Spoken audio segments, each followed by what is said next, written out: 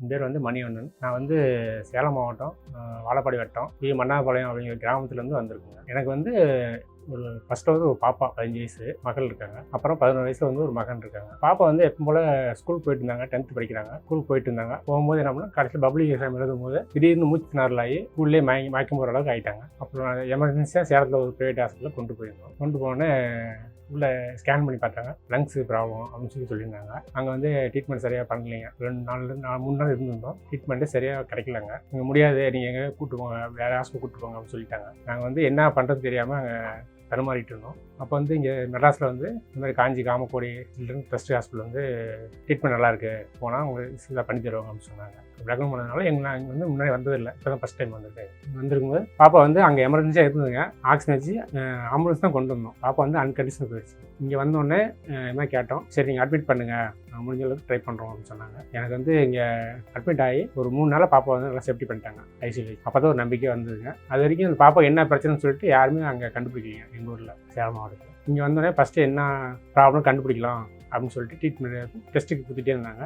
கிட்டத்தட்ட ஒரு 3 நாள் பக்கமாக எல்லா டெஸ்ட்டும் எடுத்துகிட்டு இருந்தாங்க. எல்லா டெஸ்ட் எடுக்கும்போது பாப்பா வந்து இது கண்டுபிடிக்க முடியல அப்படின்னு சொல்லிட்டு இப்போ டெஸ்ட்டு வந்து வெளியெலாம் கொடுத்தாங்க. பெரிய டெஸ்ட்லாம் கொடுத்து கடைசியில் வந்து பாப்பாவுக்கு வந்து ஜீன் ப்ராப்ளத்தில் இந்த ஸ்டிங் டைப் 1 அப்படின்னு சொல்லி ஒரு நோயின்னு சொன்னாங்க. அந்த டிசீஸ் அப்படிங்கிறதுனால இந்த லங்கில் வந்து ப்ராப்ளம் வந்திருக்கு. அது வந்து சுருக்கமாக சாவின்னு சொல்லுவாங்க அப்படின்னு சொன்னார். டாக்டர் விவேகன் சார் தான் ஃபஸ்ட்டு எங்களை வந்து பார்த்தாரு. அப்புறம் இது கண்டுபிடிச்ச உடனே அப்புறம் நுரையில் வந்து அந்த உள்ளே வந்து ஃபைப்ரோசிஸ்ன்னு சொல்லிட்டு இன்னும் ஒரு உள்ளெல்லாம் ஃபார்ம் ஆயிருக்குன்னு சொன்னாங்க. அது வந்து டாக்டர் லக்ஷ்மி மேடம் வந்து இங்கே இருக்காங்க.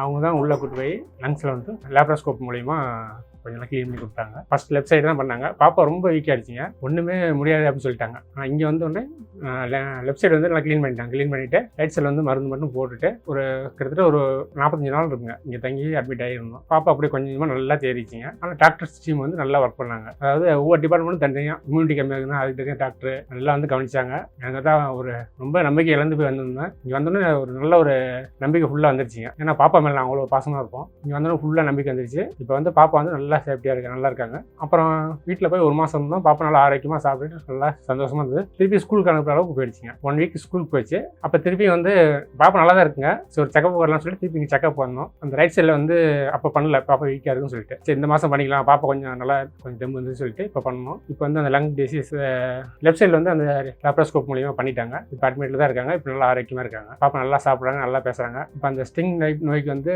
டாக்டர் விவேகன் சார் வந்து மருந்தே இல்லை அப்படின்னு சொல்லிட்டாரு. இருந்தாலும் வெளிநாட்டிலேருந்து ஆர்டர் பண்ணி வெளிநாட்டில் இருக்குது, ஏதோ முடிஞ்சாலும் ட்ரை பண்ணி பார்ப்போம் வரும் அப்படின்னு சொல்லியிருந்தாரு. இப்போ அதுதான் நாங்கள் முயற்சி பண்ணிகிட்டு இருக்கோம். இருந்தாலும் பாப்பா வந்து நுரையீரல் சம்மந்தப்பட்ட பிரச்சனை எல்லாமே இந்த ஹாஸ்பிட்டலில் நீட்டாக கம்ப்ளீட் பண்ணிட்டாங்க. அது இல்லாமல் நாங்கள் ஒரு சாதாரண விவசாய குடும்பம் தான். எங்களால் வந்து அவ்வளோ பணம் நாங்கள் கட்ட முடியல, ஏதோ கொஞ்சம் கட்டினேன். மீதி வந்து அவங்க வந்து ட்ரஸ்ட் மூலியமாக ஃபுல்லாகவே நல்லா குறைச்சி பண்ணி கொடுத்தேன். என்கிட்ட இன்சூரன்ஸ் இல்லைங்க, இன்சூரன்ஸ் நான் போடாமல் விட்டேன். அதனால் இவங்க வந்து கூப்பிட்டு சரி நான் முடிஞ்ச அளவுக்கு நான் குறைச்சி தரேன்னு சொல்லிட்டு கிட்டத்தட்ட 3/4 அமௌண்ட் குறைச்சிட்டாங்க. அப்புறம் ஆம்புலன்ஸ் வச்சு வீட்டுக்கு அனுப்பி விட்டாங்க ஃப்ரீயாகவே. அப்புறம் இப்போ வந்து இங்கே அட்மிட்டில் இருக்குங்க. 1 வீக்கில் நாங்கள் டிஸ்சார்ஜ் ஆகிடும். பாப்பா நம்பிக்கை வந்துருச்சிங்க. பாப்பா நல்லா ஆரோக்கியமாக இருக்குது. அந்த ஸ்டிங் டைப்புக்கு வந்து மருந்து இல்லை, தமிழ்நாட்டிலே இதுதான் ஃபஸ்ட்டு அப்படின்னு சொல்லியிருக்காரு. எனக்கு தெரியும், சார் சொன்னார். அதனால் அதுக்கு வந்து மெடிசன் இல்லை, அமெரிக்கா அந்த மாதிரி இல்லை, வெளிநாட்டில் தான் இருக்குது. அது இப்போ ட்ரையலில் தான் இருக்குது. முடிஞ்ச அளவுக்கு கொண்டு வந்து ட்ரஸ்ட் மூலியமாக கொண்டு வந்து பாப்பா கொடுத்து சரி பண்ணி பார்க்குறேன் அப்படின்னு சொல்லியிருக்காங்க. எனக்கு இந்த ஹாஸ்பிட்டல்லாம் ரொம்ப நம்பிக்கை இருக்குது. எப்படியும் அவங்க கொண்டு வந்துடுவாங்க. பணமும் என்னால் முடிஞ்ச அளவுக்கு நானும் கொடுப்பேன். ஆனால் ஹாஸ்பிட்டல் வந்து உதவி பண்ணுறேன்னு சொல்லியிருக்காங்க. ட்ரஸ்ட் மூலியமாக சேர்ந்து ட்ரஸ்ட் மூலியமாக மாதம் அந்த டோஸ் போகிற மாதிரி கேட்டிருந்தாங்க. நானும் சொல்லியிருக்கேன். ஆனால் ஹாஸ்பிட்டல் மேலே எனக்கு பூர்ண நம்பிக்கை வந்துருச்சிங்க. நானும் பக்கத்தில் போய்